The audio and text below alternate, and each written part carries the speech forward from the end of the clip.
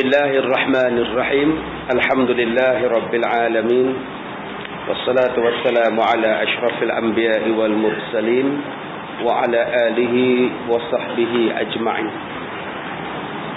Alhamdulillah, qala Allah ta'ala fi kitabihil karim, ma nansakh min ayatin aw nunsiha na'ti bi khairin minha aw misliha alam ta'lam anna Allah ala kulli syai'in qadir. Sadaqallahul azim. Muslimin dan muslimat, mudah-mudahan semuanya dirahmati oleh Allah. Seperti biasa kita menyambung pembacaan kitab Bahrul Mazi jilid yang ke-15. Masih lagi membicarakan tanda-tanda kiamat, yang membicarakan alamat-alamat kiamat. Kita sampai muka surat 167. Kita dah baca dulu tentang bab zina, dan sekarang kita akan lihat pula tanda-tanda kiamat yang seterusnya, iaitu masalah minum arak menjadi alamat kiamat. Wa tushrabal khamr, dan banyak-banyak diminum arak. Bagi yang Rumi 168. Wa tushrabal khamr, dan banyak-banyak diminum arak. Masalah 165. Minum arak menjadi tanda-tanda kiamat. Ini satu daripada tanda kiamat yang sudah zahir pada masa kita sekarang ini, iaitu orang yang minum arak itu telah banyak sangat-sangat, sampai jadi umum balwi. Ya, bukan umum balwa. Dalam kitab Rumi itu dia sebut umum balwa, bukan balwa, umum balwi. Orang Perak sebut. Maknanya umum merata. Dan merata dah. Biasa sangat dah orang minum arak. Tak heran lah. Dijual dengan berbagai-bagai jenis. Dalam botol, dalam tin, dalam paket. Kalau tak ada arak ni tak sah majlis. Sampai guna perkataan tak sah. Jadi kebanggaan pula kalau minum ni. Tak minum jadi satu kelecehan dalam majlis-majlis. Hingga orang yang tahu dan telah belajar akan hukum haram meminumnya itu pun telah jadi minumnya. Dan majoriti orang yang minum arak ni tahu arak tu haram diminum, tapi dia tetap nak minum. Sebab jadi satu trend. Dia berkata apa masalahnya? Bukan saya mabuk pun, bukan saya kacau orang. Alasan dia, saya minum arak ni boleh. Alasan dia apa? Saya tak kacau orang.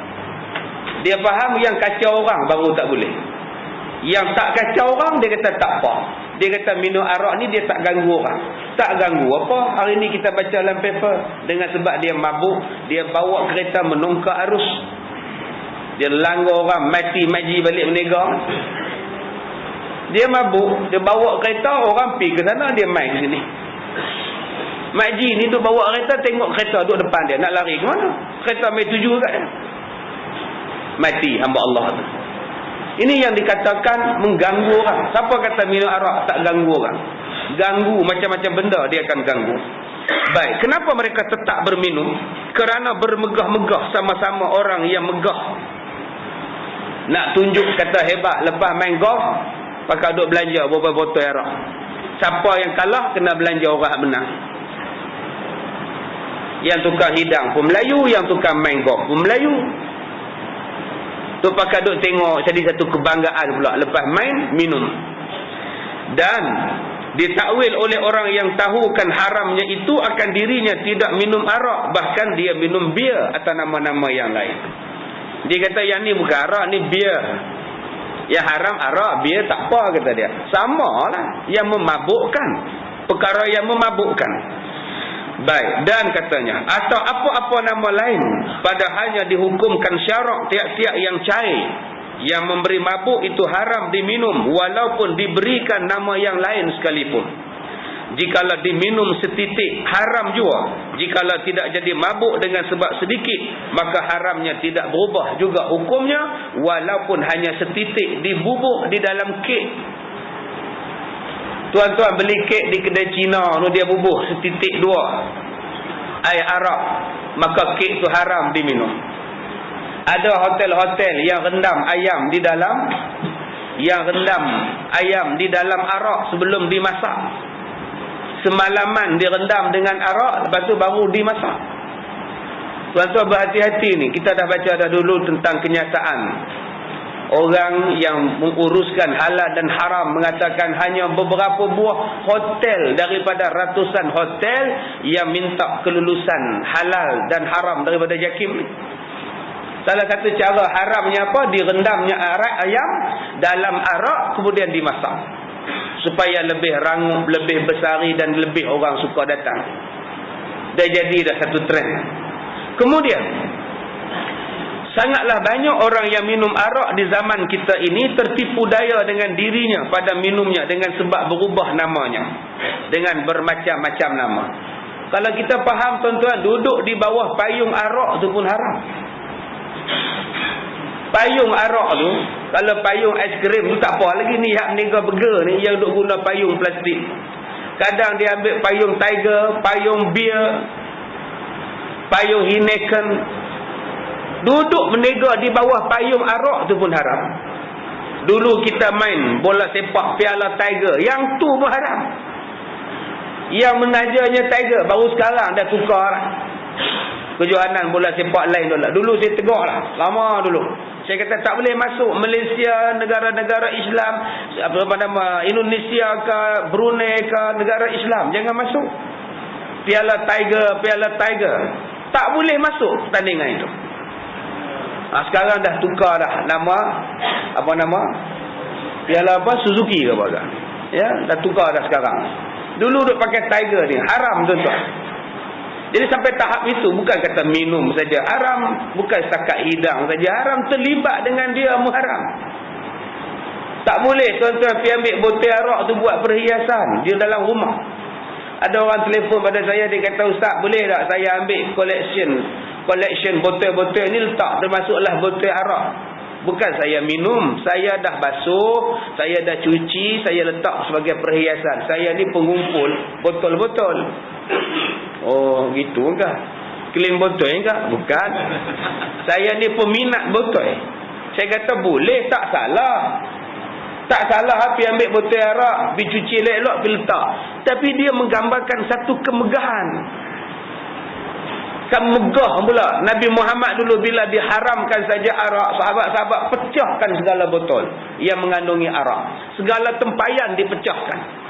Bukan setakat tak sayang dengan arak, dengan yang menyimpan arak tu pun mereka tak sayang. Jadi kalau kita pergi simpan botol itu, walaupun tak salah, pasal kita tak minum, tapi ianya seolah-olah mengagungkan arak. Yang kedua, dia menimbulkan fitnah. Datang orang kampung ke rumah kita, duk tengok dalam almari kabinet kita tu, duk tengok dalam apa nama showcase kita itu pula, duk tengok pula, dia ni minum kan? Orang kampung bukan nak tanya, "Kamu minum ke arak ni?" Dia tak tanya. Dia duk bisik dengan isteri dia, "Ada botol arak ya, minum bah dia ni." "Mana abah? Mana?" Tu, hak bersegi-segi tu botol arak. Loh, minum ke depa ni? Tapi depa tak tanya. Yang ni yang masalah ni, mereka tak tanya, mereka balik kampungnya, bang aku pergi rumah Din apa tu, tengok botol arak selera. Depa minum ke tak, tapi banyaklah, ada jadi fitnah lah. Jadi sebagai orang Islam, benda yang mengelakkan fitnah ni kena elak. Benda yang melibatkan kita dalam fitnah jangan duk campur. Termasuklah tuan-tuan duk minum di kopi tiam ke, pergi kedai Cina ke, duk minum. Setengah orang dia minum teh ke, dia minum air apple ke dalam gelas arak, dalam gelas Tiger. Walaupun dia minum teh ataupun minum air apple, dia minum air apple di dalam bekas arak. Air apple tak mabuk, air biasalah, Zeppel ke apa ke. Tapi dengan sebab jenama pada gelas itu, orang lalu tengok kita minum, dia ni minum kedai Cina, gelas-gelas arak pula, dia ni minum arak kan. Walaupun tak berdosa kita minum tu, tapi membawa kepada fitnah itu dilarang di dalam agama. Dia kena elak sungguh tuan-tuan. Ataupun tuan-tuan ni peminat bola sepak, EPL, Liverpool. Tulisan Liverpool tu pun bentuk tulisan dia macam tulisan Carlsberg. Sebab yang menaja Liverpool ialah Carlsberg. Tuan-tuan tak minum arak, tuan-tuan tak minum Carlsberg, tapi tuan-tuan penyokong kuat Liverpool. Jersey Liverpool, apa nama, kasut Liverpool, seluar Liverpool. Liverpool itu di belakang jersinya ditulis Carlsberg. Tuan-tuan tak boleh beli tu. Jangan duk minatlah dengan Liverpool. Tuan-tuan minat dengan PKNS Selangor sudahlah. Tak apa UPB My Team ke apa ke, ada faedah juga. Daripada duk minat pada orang yang menyokong arak dan sebagainya. Dia berhati-hati tuan-tuan. Setengah orang dia tak faham. Dia ingat bola sepak lain, arak tu lain. Dia main semayang, dia pakai jersey Liverpool, ditulisnya Carlsberg di belakang itu. Jadi haram perbuatan macam itu. Tak boleh langsung menyokong sesuatu benda yang membawa kepada penyokongan kepada arak dan sebagainya. Maka Nabi bersabda lagi, wa yaksuran nisa wa yaqilar rijal. Yang seterusnya tanda-tanda kiamat, banyaknya perempuan dan sedikit laki-laki.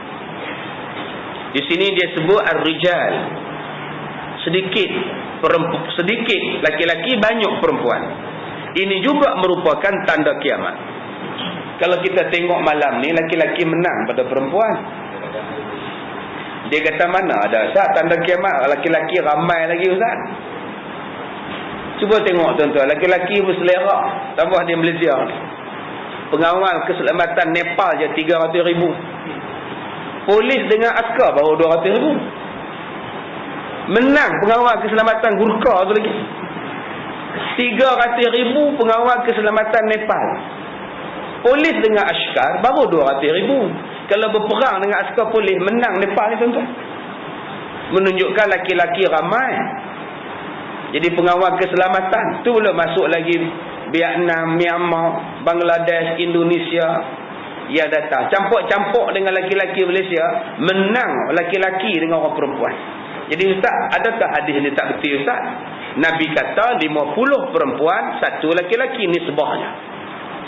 Baik, kita tengok huraian dia. Laki-laki tu lain, jantan poyo tu lain, perempuan lain, betina pun lain. Yang ni yang Piramli bawa dalam cerita Musang Berjanggut. Bila Raja Pura Cendana tu, nama dia Alam Syahbana, lakonan Ahmad Nisbu, dia ni Tok Bilal masjid di Singapura ni, asal dia. Dia kata anda sudah sampai masanya anda mencari jodoh anak anda. Carilah mana-mana isteri daripada anak-anak menteri-menteri ayah anda. Piramli jawab, anak anda tidak mau, sebab sini semuanya betina, bukannya perempuan. Jadi pening, macam mana betina, macam mana perempuan. Anak anda tak mau, anak anda nak cari yang perempuan. Dia ambilnya beras, dia ambilnya kari ala gapas, dicampur jintan putih, jintan merah, dicampurnya sekali bunga cengkeh, bunga apa, dibawa dalam bunjuk, dia berjalan. Faham Piramli, orang perempuan ialah orang yang boleh asing beras mana dia kari ala gapas, mana dia bunga cengkeh, mana dia bunga lawang, mana yang ni baru perempuan. Akhirnya dapat dekat Sa'diyah, baru dapat kat Sa'diyah. Itu faham Piramli. Yang perempuan itu ialah yang pandai memasak, yang rajin, yang sabar.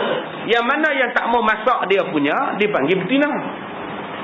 Bila dia bagi satu bunjuk suruh masak, perempuan tu kata gila ke apa tu janggut ni.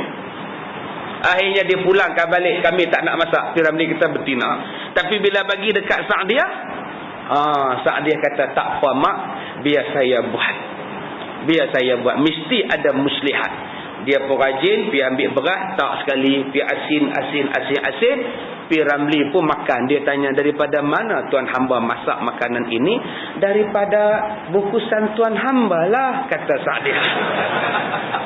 Terus berdiri Piramli, tak jadi makan. Yang ni lah yang aku cari, nama dia perempuan. Itu menurut tafsiran Piramli, cerita Musang Berjanggut 1959. Jadi tuan-tuan, yang jantan dengan laki-laki lain. Yang laki-laki ni macam tuan-tuan lah, rajin semayang, main mengaji, bertanggungjawab, tak tahu nak ke depan dah Ustaz. Depan nak main macam mana dah, tak boleh ke depan dah Ustaz. Jadi yang mana boleh renjak ke depan, renjak dah lagi tuan-tuan. Orang lain tak boleh masuk di belakang. Yang mana agak-agak tak boleh masuk tepi sana, tak pasang lampu Ustaz. Di luar tak ada lampu, kena buat televisyen di luar. Ya, baik.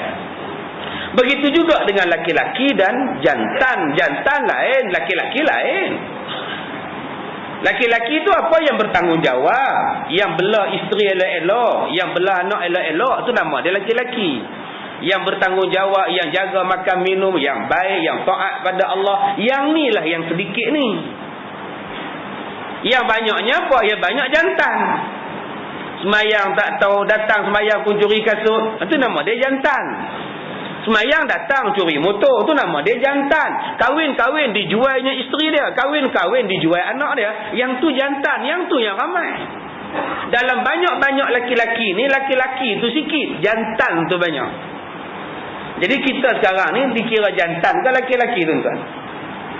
Yang ni yang banyak ni, yang ni yang banyak duduk di pusat serenti, yang duduk dalam penjara, yang melepak tak tentu hala, yang jadi tak tentu hala. Yang ni lah banyak ni. Yang sedikitnya apa?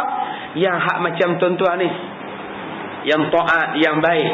Yang ni lah nisbah dia 50 perempuan macam tuan-tuan ni seorang je nisbahnya. Jadi laki-laki bekalannya sudah tak ada, stoknya dah mengurang. Sebab tu dipanggil laki-laki spesies yang terakhir dah sekarang ni, tuan-tuan. Yang baik-baik macam kita ni lah. Macam kita tu perasan lah kan. Dah sikit sangat. Yang banyaknya yang tak jenis lah. Tak erti semayang, tak erti baca Quran, apa pun tak erti. Dia cerita lah bab Yahudi ke, bab Israel ke, bab kemelut politik. Dia peduli apa? Dia kerja dia nak rambut panjang, dia kerja dia nak rambut tajam. Yang tu banyak. Yang ni kita nak ambil jadi suami menantu ke? Dah. Sebab tu tinggal macam kita. Dia tinggal sikit, perempuan ramai. Habis tu macam mana nak selesaikan masalah perempuan ramai, laki-laki yang baik ni sikit, ustaz? Tu yang datang poligami tu. Dia nak masuk juga tu. Iyalah, itulah cara nak menolong pun. Takkan kita nak kahwin dengan penagih dadah, pengedar dadah, perompak dan sebagainya. Yang baik-baik ni semua dah kahwin dah. Yang bertanggungjawab ni semua dah ada hak mutlak masing-masing dah. Sebab itulah kita buat perkongsian pintar. Pergi kerja, kongsi kereta kan. Semua kita buat perkongsian. Termasuklah suami pun. Zaman sekarang terpaksa dah kita kena terima hakikat. Terpaksa berkongsi laki-laki. Kerana stok laki-laki dah tak ada, tuan-tuan. Yang banyaknya stok jantan. Dia kata, ustaz, jantan lah ustaz. Janji saya tak nikah 2-3. Terpulang. Nak bahagia tak bahagia tu kita tanggung kemudian. Baik, dan bermula banyaknya perempuan, sedikit laki-laki ini menjadi alamat kiamat. Adakah telah zahir sekarang? Menurut hitungan dan banci kerajaan, tiap-tiap negeri menunjukkan perempuan lebih banyak daripada lelaki. Istimewa zaman kita ini, bertambah banyak jua perempuan itu dengan sebab kebangkitan perang yang membunuh laki-laki banyak. Satu. Dan akhirnya meninggalkan jandanya. Tetapi belum sampai lagi seperti mana sabda Nabi, hatta yakuna li khamsina imra'atan qayyimun wahidun, hingga jadilah 50 orang perempuan, seorang pengurus laki-laki. Maka pengurus ini ada kalanya kerana tidak ada laki-laki yang memerintah, maka pengurus itu menolong-nolong menjalankan maslahahnya. Ataupun 50 perempuan itu isteri seorang laki-laki, berkahwin lelaki sampai sebanyak itu kerana telah hapus ilmu ataupun zahir kejahilan. Ada juga yang berpendapat demikian. Atau tiada ia berilmu, maka ia berkahwin hawa nafsunya menjadi 50 perempuan di bawah perintahnya, diperintahnya dan diperbininya. Ni nama dia Datuk Casanova ni. Bukan 50, dia saja 70 kan 60 orang. 60 orang diperbini dan diperintah. Sampai ada suami-suami yang nak bunuh diri mualah, kecewa isteri dia dipermainkan oleh Datuk Casanova ni. Bukan setakat dia makan duit, dia ambil duit, dia rampas harta benda secara perlahan-lahan, termasuklah juga dirakam perbuatan-perbuatan sumbang mereka tu. Bahaya ni tuan-tuan, rakam-rakam ni. Dia mula dah tu. Saya tak mau sebut apa tuan-tuan. Tuan-tuan jangan haraplah nak cerita apa-apa ustaz malam ni mesti. Saya tak mau sentuh apa tuan-tuan. Payah cakap payah, tak cakap payah. Jadi semua serba salah. Payah tuan-tuan. Saya kenen-kenen tuan-tuan faham sudah. Sebab tu kena jaga sungguh. Walaupun perbuatan tu dengan suami isteri tak usah duk rakam-rakam lah sebagai tanda kenangan-kenangan. Tak payah. Ada setengah orang dia jadi satu collection pula untuk nak rakam perbuatan suami isteri. Isteri dia tak apa abang, tak apa ya, kata dia. Sama-sama kita je. Buatnya anak tengok. Buatnya orang lain tengok, pergi hantar repair handphone dekat kedai. Cina handphone tu, wah, ini duit nah. Sudah tuan-tuan. Dia tak payah lah tuan-tuan. Tak payah. Benda zaman sekarang ni macam-macam boleh jadi. Asal-asal nak kenang-kenangan, asalnya kenangan hitam. Asalnya kenang-kenangan, akhirnya jadi kenangan yang hitam. Bila dah jadi kenangan hitam, nama dia kenangan mengusik jiwa. Dia tak payahlah. Banyak masalah. Jadi macam Datuk Casanova tadi lah. Ada yang mengadu pada saya. Dia kata, Ustaz, kita ni nak tackle suami. Nak tackle suami, nak bagi suami jealous. Jadi saya saja-sajalah SMS dengan laki-laki lain. Untuk bila suami saya baca SMS tu dia jadi jealous, bertambah dia sayang. Jangan. Takut dicerainya tak pasal je. Tak payahlah tuan-tuan. Nak sana, nak sini, tak payah. Tuan-tuan SMS je dengan isteri tuan-tuan. SMS sajalah dengan suami. Lebih bahagia. Tak payahlah nak bagi jealous suami kita SMS dengan jantan lain. Kod jadi kod lain. Tak payahlah nak bagi isteri bertambah sayang pada kita. Kita ada buat-buat hubungan saya nak usik isteri. Tak payah. Kod jadi kod lain. Zaman sekarang ni budak sekolah pun kena pukul masalah perempuan. 24 orang balun dia seorang. Hanya berebut gadis. Tingkatan 4. Dia tingkatan 4, makwu pun tingkatan 4, pergi makan KFC, balik 24 orang tunggu. Orang suruh pergi sekolah mengaji, hang berkasih-kasih ni apa ni? Zaman sekarang zaman orang bom petrol kat kereta cikgu. Bakar tayar kereta cikgu. Zaman kita zaman sekarang ni. Jadi tuan-tuan, nak mengerakkan kasih sayang bukan dengan cara macam itu. Erakkan kasih sayang tuan-tuan sendirilah boleh faham. Kalau kita nak balik, kita mesej dekat isteri, abang nak sampai lagi 20 minit, tunggu di pintu ya. Kan seronok tu. Abang nak balik ni, apa makanan di dapur dah siap ke belum? Mesti seronok tuan-tuan. Abang tengah kuliah ni, malam ni jangan lupa tom yam tau. Mesti seronok. Tak payahlah kita buat benda-benda bodoh, berhubungan dengan laki-laki lain semata-mata nak menambah kasih sayang suami atau isteri kita. Baik, yang ke-167, masalah raja yang kuat membunuh dan menumpahkan darah manusia di muka bumi. Sesungguhnya telah menjadi raja muslimin selepas daripada kewafatan Nabi beberapa orang daripada orang Arab. Mangkat seseorang diganti pula oleh seorang yang lain. Hinggalah sampai kepada seorang raja yang sangat terkenal, namanya Al-Hajjaj bin Yusuf As-Saqafi, yang menumpahkan darah manusia. Pada masa dia menjadi raja orang Islam, beberapa orang daripada sahabat Nabi dibunuhnya. Malah beberapa orang sahabat Nabi masih hidup di zamannya. Salah seorang daripadanya bernama Anas bin Malik radhiyallahu anhu. Saya dah sebut pada tuan-tuan, Anas bin Malik ialah khadam Rasulullah, orang yang berkhidmat dengan Nabi hampir 10 tahun. Dan dia adalah seorang yang kaya kerana didoakan oleh Nabi jadi kaya. Dia orang yang panjang umur dan mempunyai anak yang ramai. Kerana 3 benda ni opah dia minta. Opah diminta pada Rasulullah, cucu saya ni Rasulullah berkhidmat pada Rasulullah. Boleh tak Rasulullah doakan pada cucu saya ni 3 benda? Yang pertama panjang umur, yang keduanya banyak anak, yang ketiganya kaya. Nabi pun doa dan doa Nabi ni mustajab. 3 benda ni dia dapat. Dalam riwayat sebut Anas bin Malik sebelum dia mati, dia sempat kebumikan 120 orang anak dia. 120 orang anak dia kebumikan dulu. Anak mati dulu, pak belum mati. Ramainya anak tuan-tuan. Ya, ramainya anak dan banyaknya isteri hamba Allah ni dan kayanya dia. Maka di dalam pemerintahan Al-Hajjaj bin Yusuf menjadi raja muslimin, telah banyak dibunuhnya orang sampai berpuluh-puluh ribu orang. Orang buat salah sikit aja pancung. Salah sikit aja pancung. Lintah depan dia saja pun bunuh. Yang kata Hajjaj bin Yusuf As-Saqafi ni, belum masuk lagi yang mati dalam penjara. Belum masuk lagi yang kena penjara. Belum masuk lagi yang dia pergi berperang. Sama-sama Islam dia perang, dia bunuh beribu-ribu dah. Yang dia bunuh dengan hukuman dia pun jatuh berpuluh ribu. Sampailah dalam riwayat dia membunuh 120,000 orang.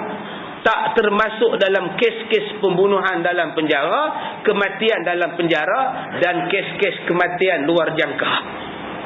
Bukan kematian perang dan sebagainya. Dan dengan sebab sedikit tersilap atau terlanggar di hadapannya, sudahlah disuruh orang membunuh akan dia atau dipenjarakan. Maka tidaklah sunyi daripada tiap-tiap hari orang yang mati kena pancung dengan sebab tersilap sedikit atau kena syubhah. Dan inilah sehabis-habis raja yang zalim dan dalam sejarah bahawa ia seorang raja yang zalim dan penumpah darah manusia. Dan di antara sahabat yang masih hidup di zaman itu ialah Abu Hurairah radhiyallahu anhu. Dan Hajjaj ini jadi imam. Al-Hajjaj jadi imam sembahyang. Makmum dia siapa? Abu Hurairah radhiyallahu anhu. Orang tanya pada Abu Hurairah, kamu jadi makmum pada raja yang zalim. Kata Abu Hurairah, yang zalim itu dia. Tetapi bila dia jadi imam, semayangnya itu selagi mana tidak bercanggah dengan hukum syarak, semayangnya sah di belakang dia. Yang zalim itu dia, lantak dia lah. Tapi bila dia semayang, dia jadi imam, selagi mana perbuatan rukun semayangnya sah, sahlah aku duduk di belakang dia. Serupa tuan-tuan lah, tu imam tu kaki nombor ekor. Tu selerak nombor dalam bukit. Masalah dia tikam nombor, dia punya pasal. Mana kita tahu dia tikam? Habis tu dalam bukit nampak ustaz, mungkin dia kutip tengah jalan. Kita tak tahu. Tapi dalam perbuatan dia semayang, Fatihahnya betul, semuanya betul, sah kita ikut dia. Masalah dia, dosa dia tak diangkat ke langit, tu dia punya pasal. Semayang kita sah, dia sah jalan. Cuma dia main tikam nombor ekor atau dia makan riba, dia tak terangkat ke langit pahalanya, tu dia punya pasal. Kenapa kita nak siasat dia juga? Mungkin dia tikam nombor ekor semalam, masa dia ambil wuduk, dia dah taubat. Masa ambil wuduk kita tak tahu. Tengah dia tu basuh tangan tu, dia tengok tangan ni tak malu. Hari tu tikam nombor, sekarang nak ambil semayang pula. Astaghfirullahalazim, aku taubatlah. Dia taubat. Mana kita tahu? Dia naik tangga tu, astaghfirullahalazim. Dia taubat. Mana kita tahu? Jadi zahirnya bila kita tengok dia semayang tu sah, bacaan dia betul, rukunnya betul, jalanlah, sahlah semayang. Jangan tuan-tuan tertanya-tanya pula, duk bisik dalam hati, dia ni sah ke, judi, tikam nombor semuanya ada ni. Tuan-tuan tu yang tak diterima semayang sebab semayang tak khusyuk. Menyesal aku ikut belakang dia. Jadi jangan nampak salah orang lagi. Tengok satu solat kita dulu. Bukankah Allah kata ada qad aflahal mu'minun allazina hum fi salatihim khashi'un, telah berjayalah orang yang bertakwa, telah berjayalah orang-orang yang berjaya. Ni siapa? Yang beriman ni siapa? Orang yang semayangnya khusyuk. Baik. Jadi dia ni jadi imam, termasuklah makmum di belakangnya ialah Abu Hurairah. Kalau Abu Hurairah orang yang paling banyak menghafaz hadis Nabi, pelajar Nabi, ketua pelajar orang-orang yang belajar dengan Nabi, ada 300 ahli sufah. Zaman Rasulullah ada 300 pelajar pondok yang belajar pondok dengan Nabi. Yang tidur dekat masjid, yang belajar di serambi masjid, dipanggil sebagai ahli sufah. Mereka ni ada 300 orang. Memang tiap-tiap kali Nabi bagi kuliah, Nabi bagi khutbah, mereka inilah yang akan duduk depan-depan menghafaz hadis Nabi. Ketua pelajarnya ialah Abu Hurairah radhiyallahu anhu. Kalau dia orang yang sangat alim pun masih lagi bermakmumkan kepada seorang raja yang sangat-sangat zalim. Tuan-tuan bandingkan dengan kita, dengan Abu Hurairah radhiyallahu anhu. Di dalam masanya itu telah pergi beberapa orang sahabat Nabi mengadu kepada Anas bin Malik tentang kekejaman raja mereka yang bernama Al-Hajjaj. An Zubair bin Adi qala dakhalna ala Anas bin Malik qala fashakkawna ilahi Ustaz Zuhair ni sat depan, sat belakang, sat kiri, semuanya ada. Oh, ini dialah tuan-tuan nak jadi penganjur ni. Nak jadi penganjur ceramah macam inilah. Selagi tak selesa jemaah, depa tak puas hati. Tuan-tuan kalau jadi penganjur jemaah, penganjur kuliah, macam Ustaz Zuhair, sat dia terbit belah situ, sat dia terbit belah sana, sat dia duduk belakang tu, tuk main kat sini. Pasal apa? Pasal dia nak menjadikan kuliah kita ni selesa. Ustaz selesa, hak mengaji selesa, yang ambil gambar pun selesa. Penganjur bukan boleh duduk diam-diam. Saya ni main pada jauh tuan-tuan. Saya cakap pasal saya main pada jauh lah. Saya main daripada rumah saya dari pukul 5.45 minit pagi. 5.45 ni tuan-tuan saya main. Nak main ceramah kat tuan-tuan. Singgah sana, singgah sini. Pak saya apa? Pak saya nak mengajar. Kadang-kadang bila kita main jauh-jauh, yang menganjur kita, jemput kita ni, nak telefon pun tak mau. Ustaz di mana? Ustaz kat mana sekarang? Telefonlah. Saya bukan orang Kuala Lumpur. Saya bukan tahu selok-belok. Kereta saya bukan ada GPS. Kereta jenis lama punya, mana ada GPS? Tak sesuai dengan GPS. Kadang-kadang nak tolong telefon pun tak mau. Saya sedih lah tuan-tuan, saya tengok. Ni minta maaf lah kalau tuan-tuan beli CD ni, kot saya cakap ni, kot beli ni terasa pula. Kita main duk melilau-melilau tam mana lah, syek-syek ni mana lah, aku tahu surau tam mana. Nak tunggu telefon ni jemput tak? 9.30 tak telefon, 9.40 tak telefon. Bila nak start ceramah ni? Sampai kita patah baliklah. Baliklah, tak tahu nak pergi tam mana. Ustaz kami tunggu ni. Memanglah hampa tunggu. Saya duk cari ni. Tak boleh ke hampa telefon saya tunggu dekat stesen minyak ke, tunggu dekat Giant ke, Raksasa ke? Senang saya cari. Saya bukan orang sini. Tu yang saya kadang-kadang kecewa tuan-tuan. Kita batalkan ceramah tempat lain, kita mari jauh-jauh. Penganjur nak telefon kompong, kami tunggu di sini, kami jemput ustaz tang sini, ustaz mai kami tunggu. Tunggu jemput kat Lebuh Raya ke, jemput dekat masjid mana-mana ke, yang senang kita cari. Ni tak. Saya bukan orang KL, saya orang Ipoh. Sebab banyak yang telefon saya, dia kata saya duduk di Jalan Ipoh. Saya bukan Jalan Ipoh, saya kata saya Ipoh. Oh, ingatkan ustaz duduk kat Jalan Ipoh. Tak ha. Apa hal kerja ada duduk di situ? Tak ada kena mengenal saya. Jadi saya minta pada tuan-tuan, bila kita buat penganjuran kuliah dan sebagainya, tolong ambil berat. Bukan ustaz tu nak dilayan VIP ataupun super VIP, tapi tolong hormat. Telefon jadilah, ustaz okey ustaz kami tunggu kat sini, ustaz pukul berapa ustaz nak sampai? Kat zoo ke senang kita cari yang dah familiar dah. Ini main pergi Shah Alam, seksen mana saya tahu tuan-tuan. Yang saya tahu masjid Shah Alam je. Tunggu masjid Shah Alam kami ambil. Betul lah, dia tak telefon. Ini yang saya rasa sedih. Ya, dengan orang yang menganjurkan program ni, kadang-kadang dia tak erti. Dia nak menganjurkan satu-satu program. Baik, daripada An Zubair bin Adi qala dakhalna ala Anas bin Malik qala fakashawna ilaihi ma nalqa min al-Hajjaj. Telah masuk kami ziarah seorang sahabat Nabi yang bernama Anas bin Malik radhiyallahu an. Maka mengadulah kami kepadanya akan barang yang kami jumpa daripada Al-Hajjaj bin Yusuf tentang kezalimannya, dan kami khabarkan kepadanya hal ehwal kezaliman Al-Hajjaj, macam mana nak buat. Lalu dijawab oleh Al-Hajjaj, dijawab oleh Anas, faqala ma min amin illa alladhi ba'dahu syarrun minhu hatta talqaw rabbakum. Tuan-tuan baca betul-betul hadis ni hadis Hasan. Saya bila baca hadis ni tuan-tuan, tak apa, kita bagi makna dulu apa maksud dia.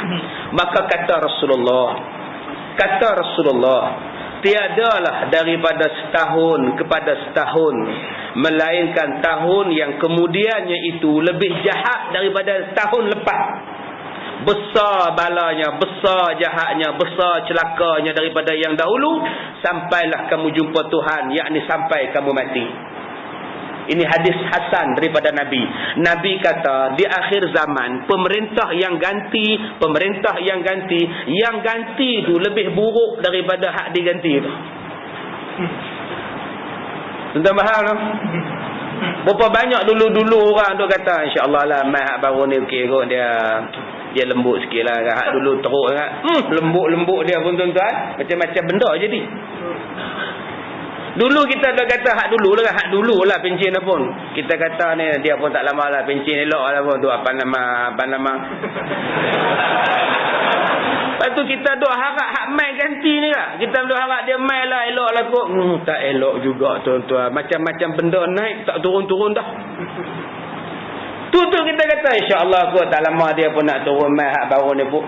Tak tahu dah baca pada hadis ni nampak gaya gelap masa depan. Ni tak ada kena mengena hidup dan mati ni tuan-tuan, ni kena faham. Selagi mana tidak lantik orang yang berpegang pada jalan agama ni tuan-tuan, macam-macam. Ni bukan saya kata, ni hadis. Dia kata kira-kira hak lama dulu baik sikit pada hak ni pula dah dia. Dah timbul pula dah kata-kata tu. Kalau macam ni baik hak dulu bagus lagi. Cakap pun tak boleh nak tidur sangat kita dengar dia bercakap. Hak ni kita pun tak faham dia nak kata apa. Sak dia tinggi, sak dia rendah, sak dia meleret. Dia nak kata apa? Ni dia hadis tuan-tuan. Yang saya, bila saya baca hadis ni saya menung. Yang akan datang ni dia kata yang semalam lagi teruk pada hak dulu. Yang hari ni pula lagi teruk pada hak semalam. Pendek kata, kita semakin teruk sampai bila? Sampai mati. Maka jikalau gitu hari ini lebih baik daripada besok dan besok lebih baik daripada lusa, maka mahulah sekalian kamu sabar. Bila jadi macam tu apa nak buat Ustaz? Mahulah kamu sabar dalam masa hidup di dunia yang sekejap. Nak buat macam mana? Sabar lah. Tak boleh nak kata apa tuan-tuan. Kena sabar banyak-banyak. Cakap lebih-lebih kan macam-macam orang duk tunggu.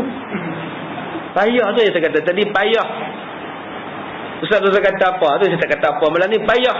Tuan-tuan tak apalah balik tidur. Saya ni tak siapa-siapa akan panggil nanti payah. Baik tu susah. Cakap. Kita baca kitab sudah. Susah tuan-tuan. Cakap. Payah tak cakap. Payah. Cakap ni benda hadis. Tak cakap benda duk sebutlah hadis. Bila kita cakap ada orang marah. Ini yang jadi payah. Tapi Allah sebut dalam surah Fussilat ayat 36, ayat 37. Kalau tuan-tuan rajin balik rumah buka. Allah Ta'ala sebut waman ahsanu qawlan mimman da'a ila Allahi wa amila salihah wa qala innani minal muslimin.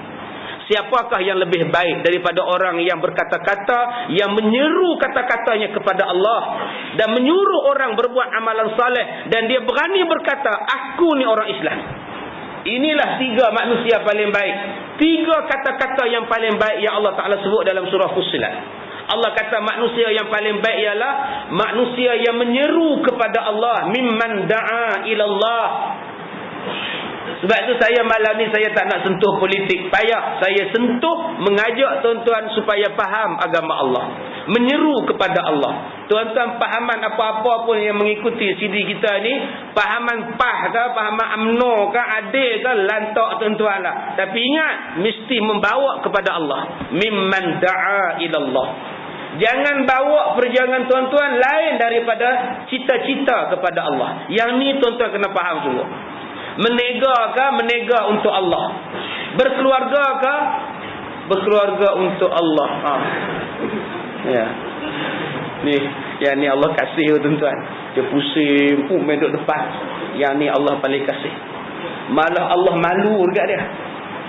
Sebab dia nak mari duduk juga tu. Allah ampunkan dosa dia. Tapi dia tak ada dosa. Dia kecil.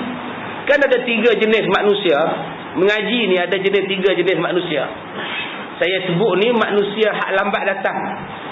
Manusia yang awal datang ni kira baik semua lah macam tuan-tuan ni. Manusia yang lambat datang ni ada 3. Yang pertamanya, dia duduk di muka pintu. Tak mana pun nak masuk. Dia tengok ujung ada kosong. Dia terus main duduk macam hamba Allah ni. Dalam yang lambat ni, dia paling bagus. Allah ampun dosa dia. Yang nombor 2 ialah manusia yang main lambat. Tapi nak masuk juga. Dia cari-cari, akhirnya dia duduk tepi tangga tu. Dia nak masuk malu pasal dia lambat. Kawasan pun dah penuh. Allah malu pada dia. Eloklah kamu duduk situ. Kamu baik juga. Yang nombor 3, dia tengok-tengok penuh. Dia belah tu. Ni pun ada hak nombor 3. Jadi dalam yang lewat main mengaji ni ada 3 golongan. Nombor 1 macam adik kita. Nombor 2 hak baru sampai tu. Dia duduk tepi pintu tu. Hak nombor 3 dia tengok-tengok ramai dia belah. Nuh dia singgah pergi makan sup gearbox. Tiada nak pergi kuliah Ustaz Kazim, penuh sesak aku balik. Yang ni paling rugi tuan-tuan. Tapi dalam 3 orang ni, siapa paling terror pahalanya? Tuan-tuan yang datang awal. Yang datang awal ni paling besar pahala, lebih besar daripada adik kita ni. Dalam orang yang mari lambat, yang paling besar pahala apa? Dia. Pasal dia berani main duduk depan. Baik, kemudian kata dia sabarlah bila sampai hari itu. Tiada senangnya dan tiada istirahatnya dalam dunia. Memang tuan-tuan, mana ada istirahat? Saya sekarang nak baca paper pun pening, nak tengok TV pun tak apa nak gamak dah. Letih lah tuan-tuan. Sak kata macam ni, sak kata macam ni. Tak tahu nak baca apa, tak tahu. Macam gila-gila lah kot. Tak ada tuan-tuan, letih tuan-tuan. Sak macam ni, sak macam ni. Bila nak aman kita? Ni dia hak kitab tu sebut. Dia kata tak ada senang dan tak ada rehat dalam dunia ini. Pastilah sekalian kamu rasai hal ehwal dunia. Di Gaza tak selesai, di sini tak selesai, mai Obama pun tak selesai. Kita ingat Obama nak tarik askar daripada Afghanistan, dia topok lagi pula dah. Obama kata kita tambah lagi tentera Amerika di Afghanistan. Ingat dia nak kurangkan. Bila nak selesai tuan-tuan? Ni kita kata tak selesai. Ada bendanya kadang-kadang kita suka. Ada perkara kadang-kadang kita suka. Oh, kita seronok lah. Dia masuk belah kita kan. Tuk dia masuk. Oh, inilah kehendak rakyat. 2-3 hari lepas tu pula dia lompat pula nak pula dah. Kadang-kadang tak suka pula dia kata. Ni apa lompat pula ni? Kita mudah pening tuan-tuan. Sebab itu untuk akan datang tuan-tuan, kita ni dalam bab kita ni, kita bukan kalah-kalah terus, bukan menang-menang terus. Kita kena faham macam itu. Dia ada naik turun. Sebab tu kita kena sabar, relax, tenang. Macam kita main bola sepak lah. Main bola sepak daripada Januari main sana main sini, kalah menang. Akhirnya 2 masuk final, Selangor dan Kedah. Selangor dan Kedah masuk final. Lawan referee pula, Allah. Tak berapa nak adil pula referee ni pun.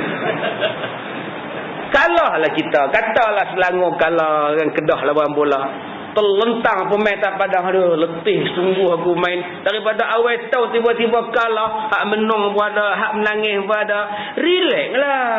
Yang Kedah dapat Piala Malaysia tu bukan dia dapat terus. Bulan 1 dia bertanding balik.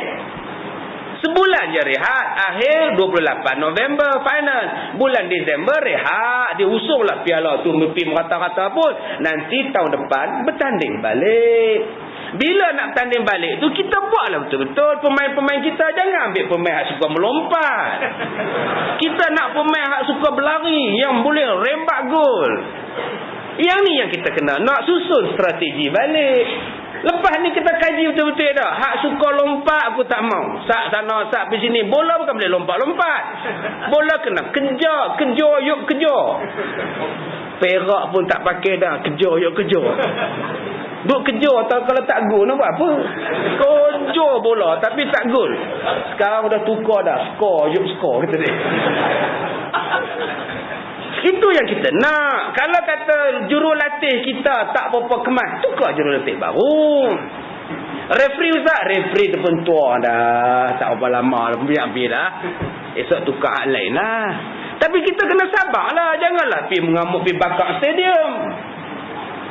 Nanti kita digantung kerana merosakkan harta benda awam. Janganlah pergi pukul referee tu. Nanti kita kena katok dengan FRU. Tuan-tuan faham tak ni? Ini saya cerita bab bola ni, saya tak cerita bab lain ni. Jangan tuan-tuan pergi sepakkan padang. Tu kalau padang kita ada sepak, rosak habis rumput-rumput. Di mana kita nak lawan bola sepak lagi? Biar. Tak apa. Kali ni apa menang, apa ada bantuan pemain tambahan yang ke-12. Tak apa. Tahun depan kita susun lain. Ni yang dia kata sabar. Yang mana faham? Tak faham sudah.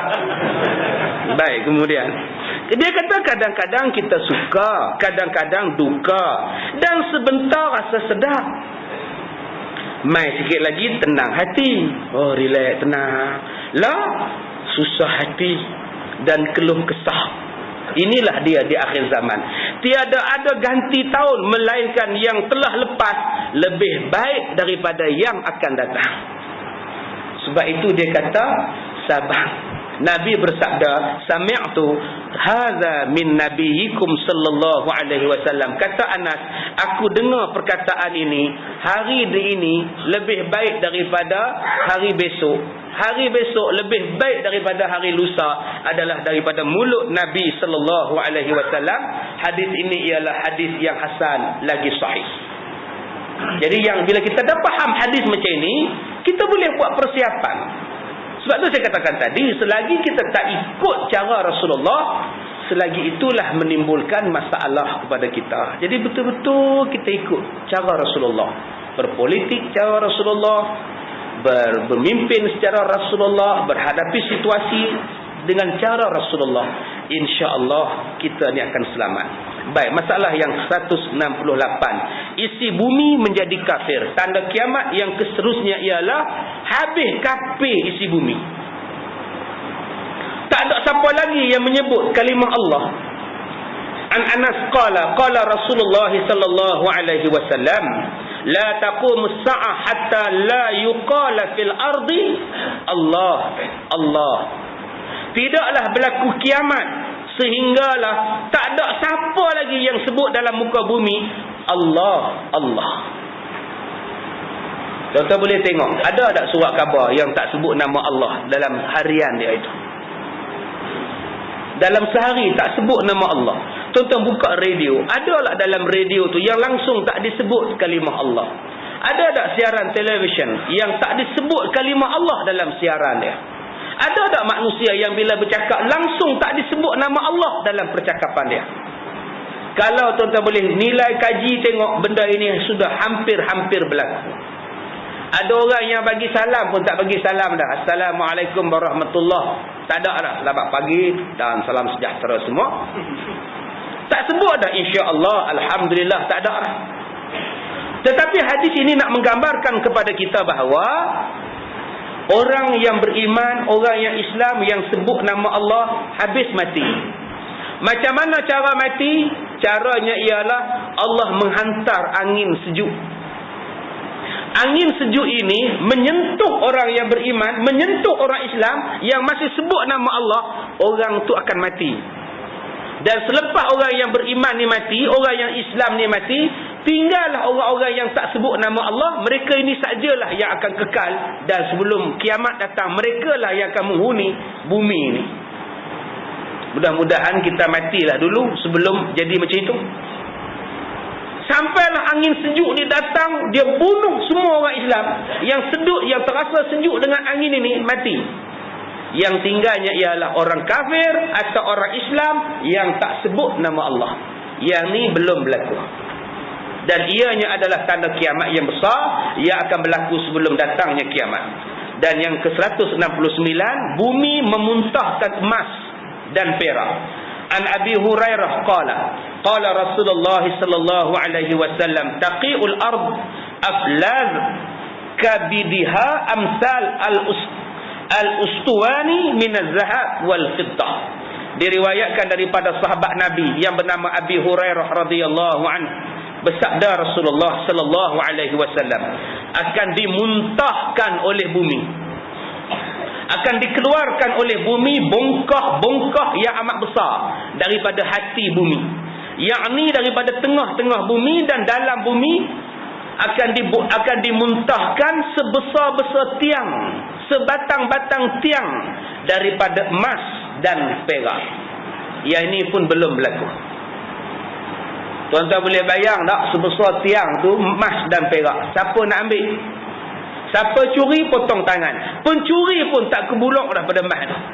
Dia kata kalau aku nak curi ni sampai tangan aku kena potong, tak payahlah. Akhirnya tak ada siapa lagi mencuri di zaman itu sebab emas dan perak sudah terlalu banyak. Orang tidak lagi mengambil emas dan perak dan tak dipedulikan, ditinggalkan merata-rata tepi jalan. Itu tanda kiamat yang besar yang belum berlaku kepada kita. Dan tanda kiamat yang terakhir, masalah 170. Orang hina dina jadi kaya dan jadi bertuah. Yang ni tak tahu dah tuan-tuan berlaku ke tidak. Kita baca tengok huraian dia. Ini satu lagi tanda-tanda kiamat yang dikhabarkan oleh Nabi sallallahu alaihi wasallam. Seperti dalam hadis yang akan datang, iaitu menjadi kaya dan bersenangan dalam dunia orang yang asalnya tidak baik, orang miskin, sekarang jadi kaya raya. Orang yang kutu dan hina dina jadi kaya raya. Yang berasal daripada anak baik dan berbangsa turun-menurun menjadi hina dina dan kutu-kutu pekan serta cukup fakir dan miskin. Sebaliknya, orang yang baik-baik jadi kutu pekan, jadi hina dina dan semakin. Orang yang asalnya teruk jadi kaya, orang yang asalnya kaya jadi teruk. Dah berlaku belum? Hadisnya begini. An Huzaifah bin Al-Yaman qala qala Rasulullah sallallahu alaihi wasallam la taqumu as-sa'ah hatta yakuna as'adan nas bid dunya Luka ibnu Luka. Tu dia tuan-tuan. Kalau tuan-tuan sebut bahasa orang utara dipanggil kokak. Ni kokak punya orang. Kokak ni kira teruk lah. Arab sebut Luka bin Luka. Kira memang teruk lah, kata Rasulullah daripada Huzaifah Al-Yaman, telah bersabda Nabi, tidaklah berdiri kiamat hingga jadi yang paling bertuah manusia di dunia kutu anak kutu. Kutu pekan bin anak kutu pekan. Itulah yang jadi kaya. Cuba tuan-tuan tengoklah kan. Tengoklah manusia hak kaya-kaya kan. Asal-asalnya siapa? Tuan-tuan tengok baru ni dikeluarkan manusia-manusia paling kaya di negara antah berantah. Baru ni dikeluarkan 2-3 hari lepas keluar pun. Cuba tuan-tuan tengok daripada hak nombor 1, hak nombor 10. Asal mereka tu siapa? Asal man ni rambut botak depan ni, betul-betul cang belakang, duk kerja lombong. Jadi kuli lombong. Lah jadi apa? Cuba tuan-tuan tengok hak kaya-kaya tu. Asal main negeri antah berantah tu. Main buat ladang getah dengan buat rel kereta api. Main cawat berkelip badan. Lah jadi apa? Ni hak Nabi sebut dalam hadis ni.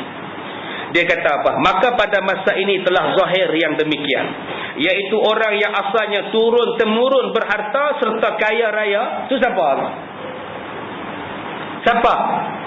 Tak tahu. Antah berantah mana tak tahu. Dulu kita tuan tanah, nama pun tuan tanah Kedaung. Tuan tanah, kaya raya dulu. Dan kaya raya, berbangsa anak baik-baik. Tiba-tiba sekarang jadi papa dan miskin. Dulu kita paling kaya lah. Yang paling banyak kena buang kerja kerana kemelesetan ekonomi siapa? Yang duk kerja jadi hamba dia pun siapa? Nabi sebut dah. Dia kata seolah-olahnya dia berasal daripada orang hina dan orang-orang kutu pekan atau orang-orang hina kampung. Padahal kita tuan tanah. Tanah bukit kita punya, tanah bendang kita punya, tanah ni kita punya. Tok nenek kita semua kaya-kaya. Tapi apa yang jadi kepada pewaris tok nenek tadi?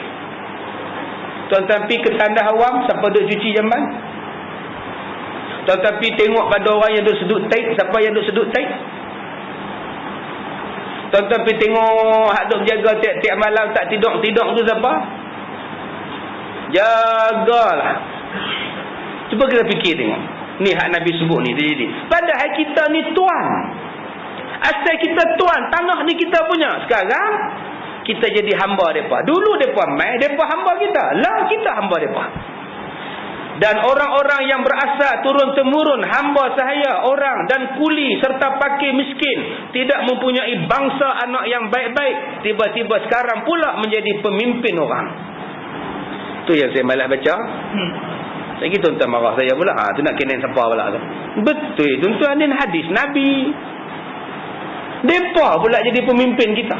Tak kiralah belah mana pun. Belah sana pun mereka pemimpin kita, belah kita pun mereka pemimpin kita. Ini saya kata sebuah salah nak cakap.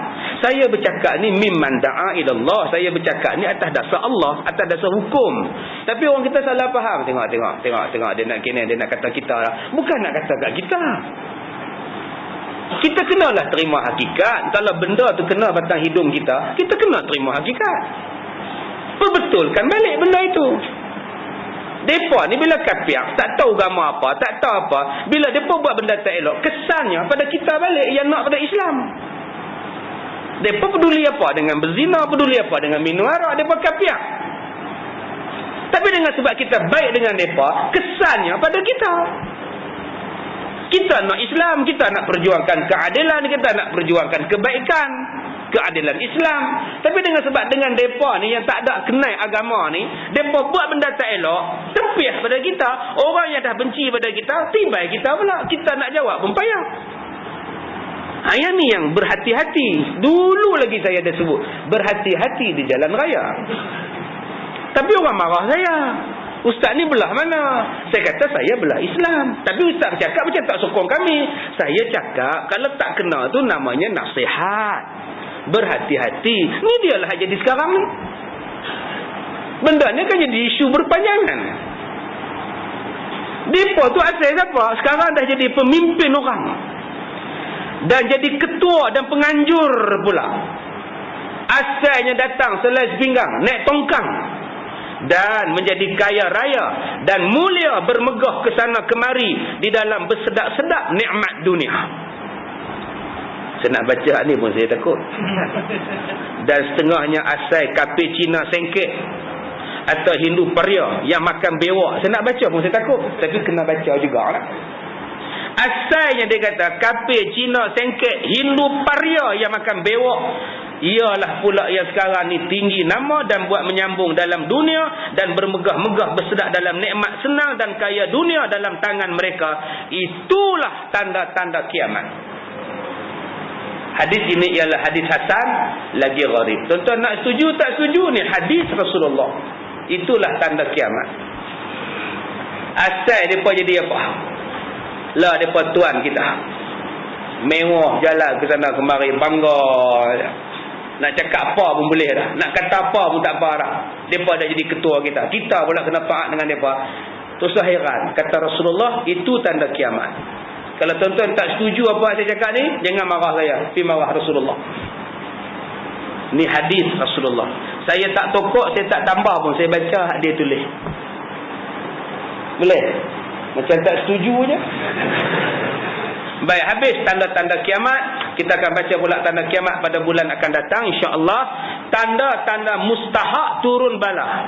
Hapus rupa asal dan mustahak ditelan bumi atas umat Muhammad sallallahu alaihi wasallam. Saya ada sahabat yang duduk di Israel. Dia belajar di Israel. Dia datang jumpa saya. Dia kata, "Ustaz, saya belajar tentang beberapa perkara di negara Israel. Dan dia ni bukan orang Malaysia. Dia bukan orang Malaysia. Dia orang luar pada Malaysia." Dia mai jumpa saya. Dia kata, "Ustaz, kalau Ustaz pergi tengok perempuan-perempuan Yahudi yang tua-tua bangka tu, bila muda-muda ni lawa Ustaz. Tapi bila mai tua-tua ni Ustaz, misai pun ada. Perempuan tua-tua ni, muka ni berbulu ni, tumbuh bulu ni. Saya nak tanya pada Ustaz, yang ni ke yang Allah sebut dalam Quran, yang rupa mereka tu ditukar menjadi beruk, ataupun yang Allah sebut dalam Quran, kunu qiradatan khasiin, jadi kera-kera yang hina?" Betul Ustaz, mula-muda ni lawa. Segak-segak mai tua ni musai tumbuh perempuan-perempuan dia ni. Hak jantan tu memang ada misal. Ni hak cerita ni perempuan tua. Saya kata wallahu a'lam. Jadi insya-Allah saya akan cerita pengalaman saya dengan Yahudi, dengan cerita dia duduk di Israel ni besok pagi. Ya, apa yang dia belajar di Israel selama beberapa bulan, dia bawa mai cerita pada saya. Dia minta saya sebarkan dalam kuliah tentang Yahudi ni, tentang Israel ni, apa yang dia buat. cara pendidikan mereka. Yang tu saya akan sentuh ijtimak pagi besok insya-Allah.